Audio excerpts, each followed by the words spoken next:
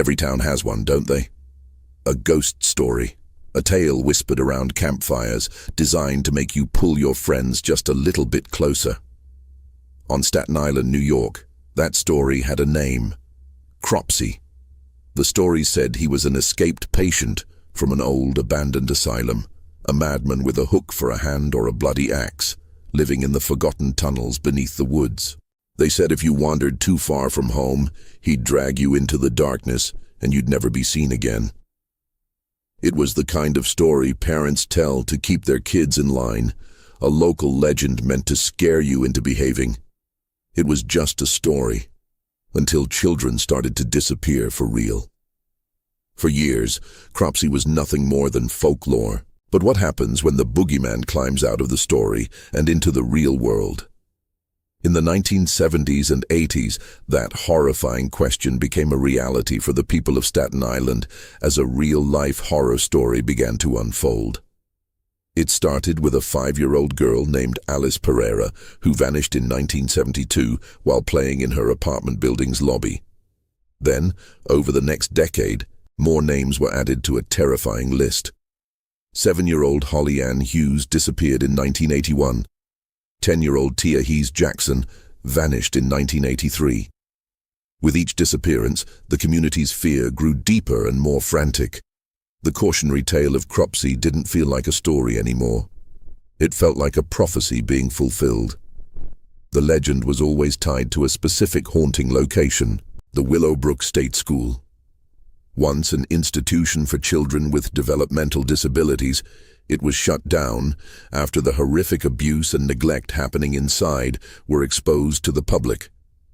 Its decaying buildings and overgrown grounds became the real-world lair of the mythical Cropsey.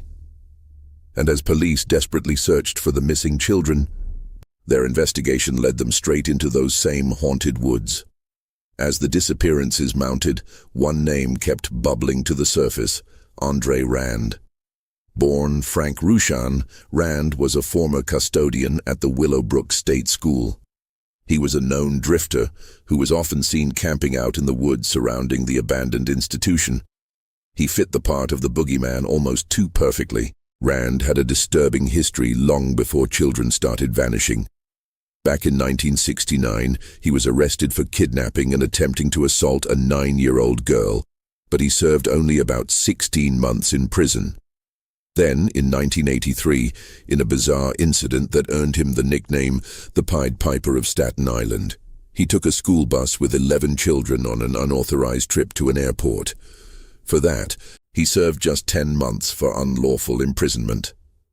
The community's absolute worst fears were confirmed in 1987. 12-year-old Jennifer Schweiger, a girl with Down syndrome, went missing. Witnesses reported seeing her walking with Andre Rand. After a frantic 35-day search, her body was discovered in a shallow grave on the grounds of the abandoned Willowbrook School, terrifyingly close to a makeshift campsite where Rand had been living.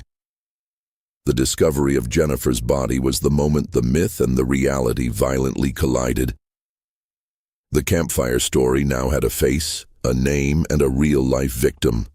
Andre Rand was arrested and charged with Jennifer's kidnapping and murder. In 1988, while the jury couldn't reach a unanimous verdict on the murder charge, they convicted him of first-degree kidnapping. He was sentenced to 25 years to life in prison. But the story wasn't over. Because New York has no statute of limitations on first-degree kidnapping, investigators were able to build a new case against him years later.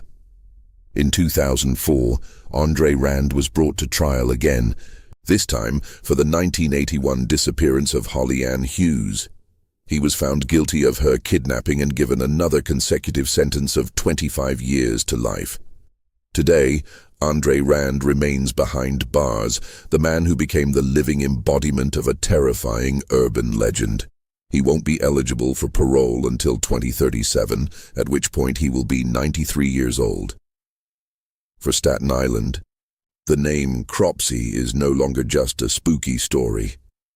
It's a permanent scar, a chilling reminder of how a community's darkest fairy tale was brought to life by an all-too-real monster who haunted the very places the legend warned them about.